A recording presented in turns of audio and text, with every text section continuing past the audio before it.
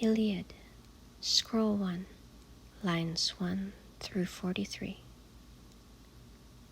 Wrath, sing, goddess, of Peleus' son Achilles, the accursed wrath which brought countless sorrows upon the Achaeans, and sent down to Hades many valiant souls of warriors, and made the men themselves to be the spoil for dogs and birds of every kind.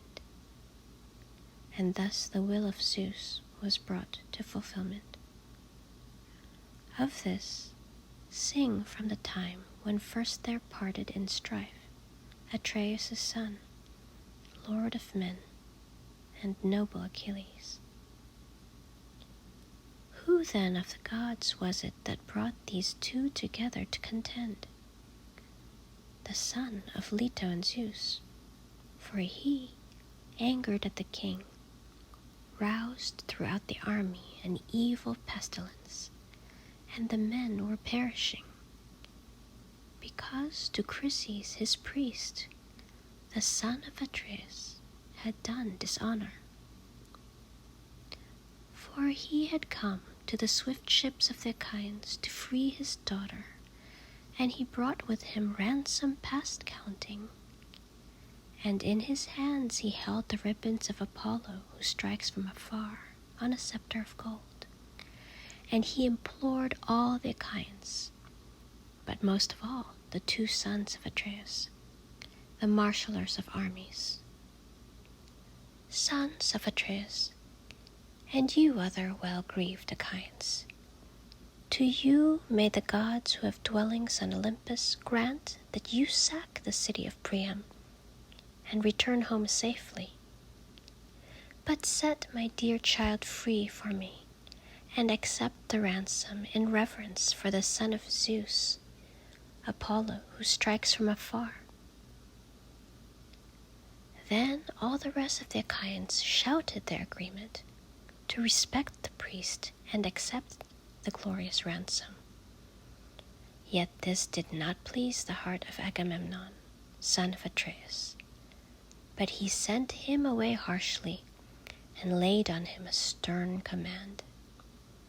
Let me not find you, old man, by the hollow ships, either loitering now or coming back later, for fear your scepter and the god's ribbon not protect you. But her I will not set free.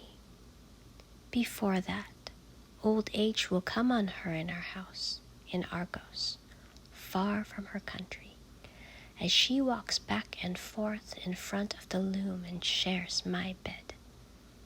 But go, do not anger me, so that you may go the safer. So he spoke, and the old man was seized with fear and obeyed his words. He went in silence along the shore of the loud resounding sea.